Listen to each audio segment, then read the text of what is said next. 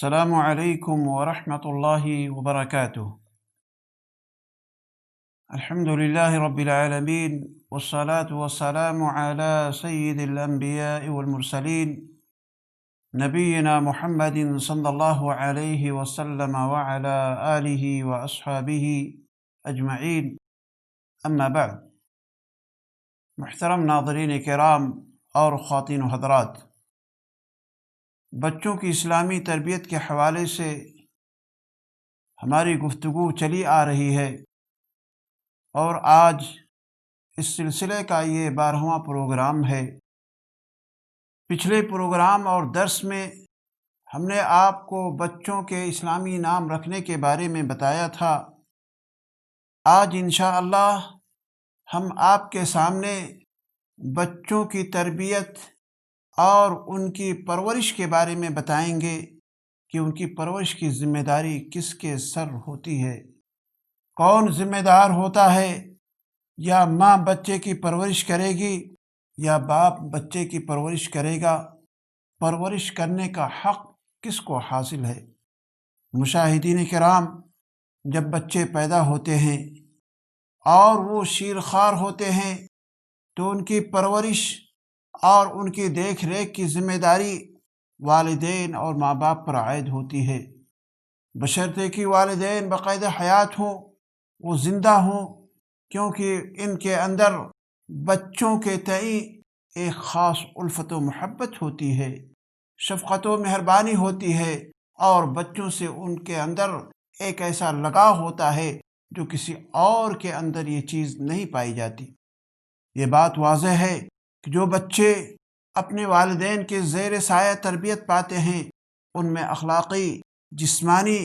تربیتی پہلو زیادہ نمایاں ہوتے ہیں بنسبت ان بچوں کے جن کے والدین بچپن میں انتقال کر جاتے ہیں، وہ کسی اور کے زیر سایہ تربیت پاتے ہیں۔ ایسے بچوں کے اندر جسمانی ضعف پایا جاتا ہے، اخلاقی گراوٹ ظاہر ہوتی ہے، کم عقلی نظر آتی ہے، ان میں تربیت کا فقدان ہوتا ہے اور وہ احساس کمتری کے شکار ہو جاتے ہیں۔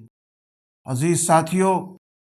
بچے کی تربیت اور ان کی پرورش کی سب سے زیادہ حقدار ماں ہوتی ہے۔ طلاق کی صورت میں بھی ماں بچے کی پرورش کی زیادہ حق رکھتی ہے جب تک کہ وہ دوسری شادی نہ کر لے۔ جب وہ دوسری شادی کر لے گی تو وہ نامولود کی پرورش کے حق سے محروم ہو جائے گی، اور بچہ والد کی تحویل میں آ جائے گا، یعنی بچہ باپ کی ذمہ داری اور باپ کی نگرانی میں آ جائے گا۔ چنانچہ حدیث کے اندر آتا ہے، سیدنا عبداللہ بن عمرو بن عاص رضی اللہ تعالی عنہ سے مروی ہے، وہ بیان کرتے ہیں کہ ان امرأة قالت یا رسول اللہ ان ابنی هذا كان بطنی له ویاعا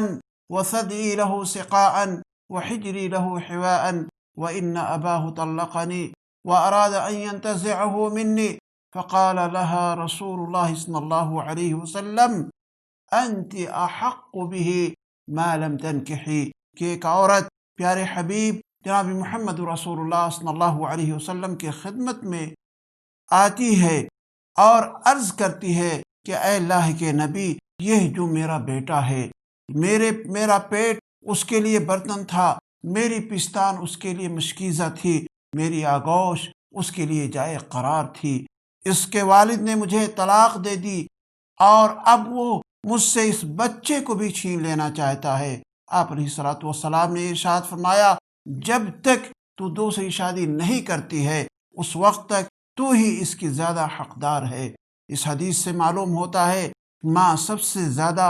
بچے کی پرورش کی حقدار ہوتی ہے، کیونکہ اس کے اندر ایسے صفات پائے جاتے ہیں جو باپ میں نہیں پائے جاتے، کیونکہ ماں بچے کو 9 ماہ اپنے پیٹ کے اندر رکھتی ہے، پھر پیدائش کے بعد اسے دودھ پلاتی ہے اور اس کی شب و روز حفاظت کرتی ہے اور نگرانی کرتی رہتی ہے، اور اس کا دل باپ کے مقابلے میں کافی نرم ہوتا ہے، اور ہر طرح کی تکلیفوں پر اسے صبر کرنا آتا ہے، اور تکلیفوں اور پریشانیوں میں وہ صبر کرتی ہے، پوری کی پوری رات وہ بیدار رہتی ہے اپنے بچوں کو آرام دینے کے لیے۔ اگر ماں کا انتقال ہو جائے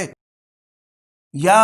ماں نے دوسری شادی کر لی ہے تو ایسی صورت میں خالہ کو حق ہوتا ہے کہ وہ بچے کی پرورش کرے، اور اگر خالہ بھی نہ ہو تو باپ کی ذمہ داری بنتی ہے کہ وہ بچے کی پرورش کرے، اور اگر باپ بھی نہ ہو تو ایسی صورت میں بچے کی کفالت کے مستحق اس کے آبا و اجداد میں سب سے قریبی رشتہ دار ہوں گے، کیونکہ یہی وہ لوگ اس ذمہ داری کو بحسن و خوبی، خوش اسلوبی کے ساتھ اور رحمدلی کے ساتھ نبھا سکتے ہیں۔ ان کے اندر شفقت و محبت اوروں کے بنسبت زیادہ پائی جاتی ہے۔ اگر کوئی قریبی رشتہ دار بھی نہ ہو اور بچہ بالکل لاوارث ہو تو ایسی صورت میں اگر اسلامی حکومت ہے تو وہی حکومت اس کی ذمہ دار ہوگی، ورنہ مسلمانوں کی جو مذہبی اور علاقائی تنظیمیں پائی جاتی ہیں ان کی کفالت کی ذمہ داری وہ سنبھالیں گی، اور تنظیموں کے نہ ہونے کی صورت میں اہل ثروت اور مالدار جو لوگ ہوں گے وہ لوگ آگے بڑھ کر کے بچوں کی کفالت کی ذمہ داری اٹھائیں گے، اور انہیں اٹھانا چاہیے۔ چنانچہ حدیث کے اندر آتا ہے، حضرت سیدنا ابو ہریرہ رضی اللہ تعالی عنہ سے مروی ہے کہ رسول پاک جناب محمد رسول اللہ صلی اللہ علیہ وسلم کے پاس جب کسی ایسے شخص کا جنازہ لایا جاتا جس پر قرض ہوتا تو آپ علیہ الصلوۃ والسلام دریافت فرماتے کہ مرنے والے نے قرض کی ادائیگی کے لیے ترکہ چھوڑا ہے یا نہیں چھوڑا ہے۔ اگر کہا جاتا کہ ہاں اتنا چھوڑا ہے جس سے اس کا قرض بآسانی ادا ہو سکتا ہے تو آپ علیہ الصلوۃ والسلام اس شخص کی نماز جنازہ پڑھاتے، ورنہ مسلمانوں سے آپ کہہ دیتے کہ اپنے ساتھی پر تم ہی لوگ نماز جنازہ پڑھ لو۔ پھر جب اللہ تعالیٰ نے آپ علیہ الصلوۃ والسلام کے اوپر فتوحات کے دروازے کھول دیے تو آپ علیہ الصلوۃ والسلام نے فرمایا میں مسلمانوں سے ان کے خود اپنی ذات سے بھی زیادہ قریب ہوں، اس لیے ان میں سے جو کوئی وفات پائے اور قرض چھوڑے تو اس کی ادائیگی کی ذمہ داری میری ہے، اور جو کوئی مال چھوڑے وہ اس کے ورثہ کا ہے۔ یہ حدیث بخاری شریف کی ہے۔ عزیز ساتھیوں، کفالت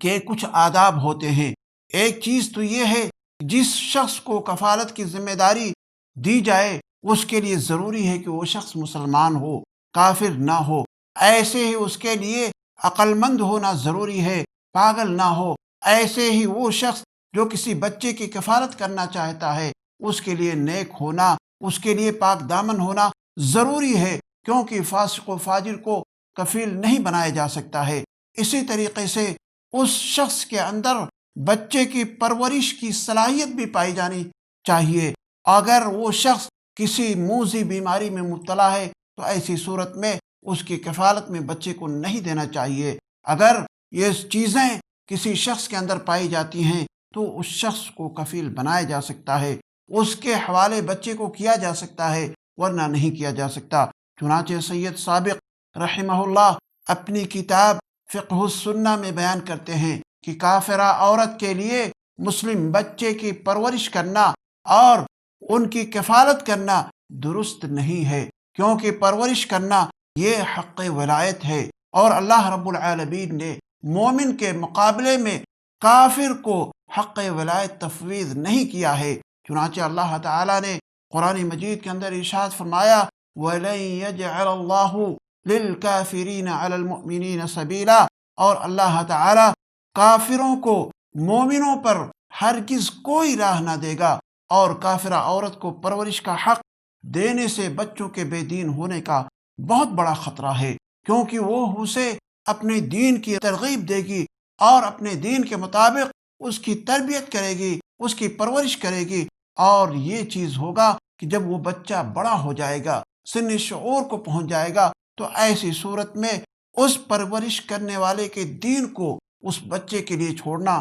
بڑا مشکل ہو جائے گا، اس کو وہ نہیں چھوڑ سکتا، جو بچے کے لیے بہت ہی زیادہ نقصان دہ عمل ہوگا۔ جب بچے سن شعور کو پہنچ جائیں، یعنی 7 سال کے ہو جائیں یا 9 سال کے ہو جائیں یا 11 سال کے ہو جائیں، جیسا کہ علماء کی رائے ہے، اور وہ اپنی ضرورتوں کو خود بخود انجام دینے کے لائق ہو جائیں، یعنی کہیں آنا ہو، کہیں جانا ہو، تو تمام کے تمام کام بحسن خوبی خود ہی کر لے جائیں اور دوسروں کا محتاج نہ رہیں، تو اس وقت ان کی پرورش اور کفالت کی ذمہ داری ختم ہو جائے گی۔